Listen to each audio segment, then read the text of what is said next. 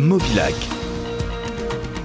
SFR Entreprises, EDF, Groupe Quartier Français, Holcim et la Chambre de commerce et d'industrie vous proposent les nouveaux défis. L'ADIR et RFO Réunion, avec le concours de l'Europe et la région, présentent les nouveaux défis.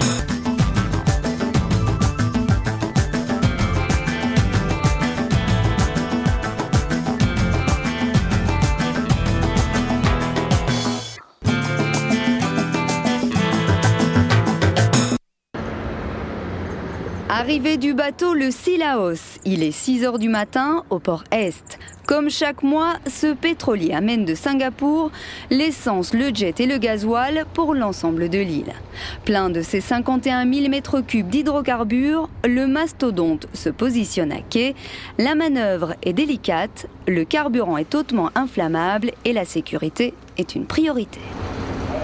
Il y aura 4 mètres à culer là à peu près. Pour réceptionner le bateau, 3 agents de la CCIR et une équipe de la SRPP. Un périmètre de sécurité est établi afin de garantir le bon déroulement du déchargement qui durera en tout près de 3 jours. Les experts maritimes sont montés à bord pour reconnaître la quantité et la qualité des produits qui sont à bord. Donc ils vont prélever des échantillons et avant de commencer le déchargement du navire, on va aller voir si les produits sont conformes aux documents qu'on a reçus. Si tout est OK, eh ben on décharge. Connexion du bras de chargement au pipeline qui conduit aux cuves de stockage. La manœuvre peut commencer. Destination, la SRPP, à 4 km de là.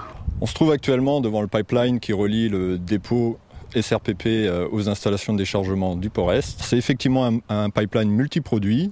Donc tous les produits passent dans ce pipeline, mais ils sont séparés par des systèmes racleurs qui permettent en fait de ségréguer les produits lors des phases de déchargement.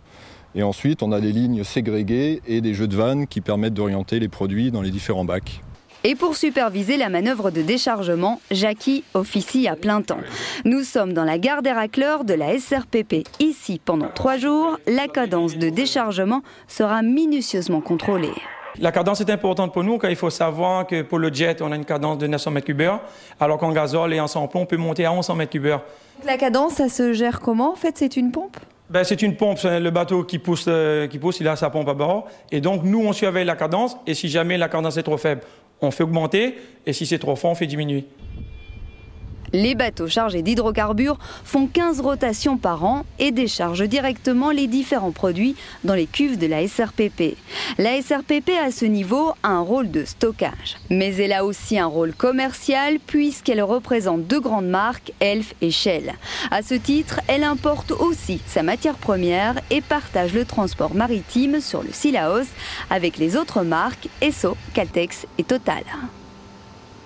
Compte tenu des volumes qui sont très faibles à l'échelon international, si chacune des marques allait sur le plan international négocier ses propres approvisionnements, ça serait économiquement tout à fait inacceptable. Donc chacune des marques constitue un plan d'approvisionnement qui est réconcilié sous forme d'une prestation d'une certaine manière par la SRPP qui sert de boîte aux lettres pour le mettre globalement au niveau international. On a donc un plan d'approvisionnement, mais dans ce plan d'approvisionnement, chacun des pétroliers garde à la fois ses quantités et ses types de produits, et c'est ce plan d'approvisionnement qui est reventilé sur l'ensemble de l'année, qui est déchargé donc une quinzaine de fois dans l'année, et qui est stocké ici. Quelles sont vos relations alors avec la SRPP ? Nos relations avec la SRPP est une société d'entreposage et donc d'embouteillage des cylindres de gaz. Bon, elle a aussi comme objet social de commercialiser ses propres produits, donc la SRPP importe ses produits également. Mais nous, notre relation de client à fournisseur avec la SRPP, c'est pour stocker nos produits et que ces produits puissent sortir dans les meilleures conditions et respecter les caractéristiques des produits. Les hydrocarbures ainsi stockés vont être distribués dans les différentes stations de l'île. Pour cela, la SRPP a investi il y a 2 ans dans une nouvelle rampe de chargement. Les chauffeurs des différentes marques viennent ici se ravitailler avant de prendre la route. Le fonctionnement, c'est qu'on a le réseau informatique qui nous envoie l'information sur les bons. qui est enregistré et par les contrôleurs, ils nous envoient l'information sous cette rampe. Qu'est-ce que vous envoie comme information? Vous pouvez nous montrer? La quantité de samplon qui est de 13 000 litres, le gasoil qui est de 20 000 litres, que l'on doit charger et répartir dans divers cuves.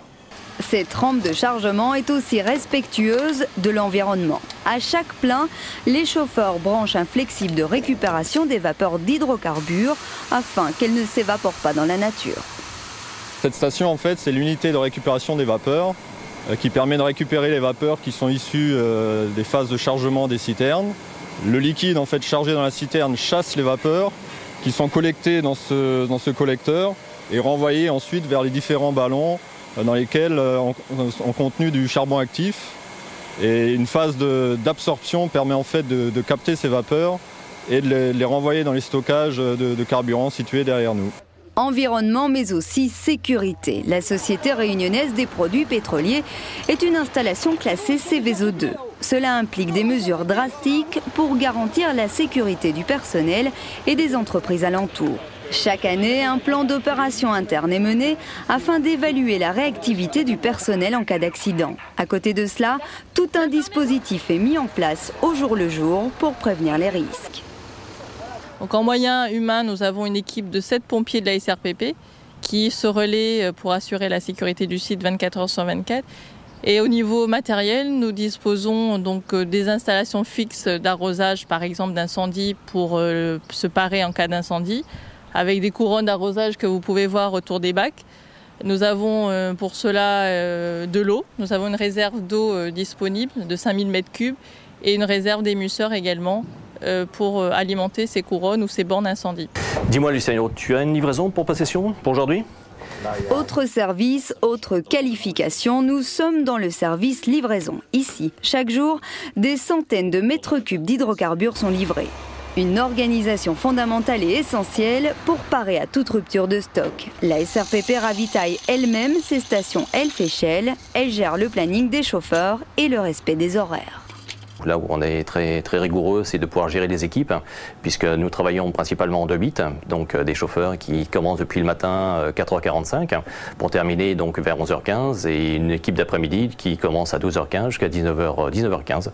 Donc tout ça, il faut pouvoir bien planifier, gérer les temps de repos principalement, puisque normalement au bout de 4h30 de conduite, ils doivent absolument faire une coupure de 45 minutes. Donc ça, on est intransigeant, c'est le respect du code de la route. Mais il n'y a pas que les automobilistes qui ont besoin de carburant. Les bateaux sont ravitaillés directement par un pipeline qui part de la SRPP pour arriver au port ouest. Le camion est là pour chiffrer les quantités demandées et est mis à la disposition des 5 marques Esso, Caltex, Total, Elf et Shell. Les armements décident donc de prendre le carburant avec l'une ou l'autre marque. C'est à peu près le même principe pour l'avitaillement des avions.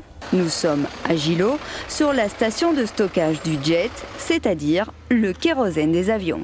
Le kérosène vient de la SRPP, donc via des camions-citernes bien entendu, qui sont réceptionnés sur l'établissement. Ensuite, nous les stockons et nous les mettons en livraison au niveau de l'aéroport. Cette station de stockage et de livraison appartient aux 5 pétroliers présents sur l'île via un groupement d'exploitation. Celui-ci met en commun la réception, le stockage et le chargement du kérosène, mais chaque pétrolier répond individuellement aux appels d'offres des compagnies aériennes. Fabrice s'occupe du contrôle qualité, une étape primordiale pour garantir la sécurité. Il est contrôlé à la SRPP, il est recontrôlé ici en réception parce que le plus important c'est l'eau. En fait, il ne faut pas qu'il y ait d'eau du tout dans le produit parce que ça peut congeler. Vous savez, il fait moins 50 en altitude, donc c'est le plus important. Et ensuite, il est recontrôlé lorsqu'on avitaille un avion. La particularité de notre île, que ce soit pour l'essence ou le gasoil, est que le prix des carburants est fixé par arrêté préfectoral tous les 3 mois. Cela en fonction de différents critères, comme les cotations des carburants sur le marché international le jour du chargement, les taxes, la fiscalité, etc. Les données sont analysées tous les 3 mois par la direction départementale de la concurrence, de la consommation et de la répression des fraudes. Le rôle de la DDCCRF est essentiellement de vérifier la réalité des chiffres, des éléments comptables qui nous sont donnés par les professionnels, de manière à ce qu'ils soient intégrés dans la formule de révision du prix avant proposition de l'arrêté préfectoral au préfet. Le prix fixe amène un certain nombre de choses aux stations-service, mais amène surtout un certain nombre de choses à l'économie réunionnaise, puisque grâce à ces prix fixes, au prix maximum fixé par le préfet à La Réunion, nous avons la possibilité de maintenir les emplois et donc le service. Nous avons aussi la possibilité de maintenir un certain nombre de stations-service dans les écarts, ce qui n'existerait plus sinon si nous étions donc dans la stricte loi du marché. La métropole a abandonné cette politique de prix plafond en 1986, ce qui a engendré la disparition des pompistes et de nombreuses stations dans les écarts. À La Réunion, cette politique permet non seulement de maintenir l'emploi, mais en plus de lisser les fréquentes hausses de prix des carburants.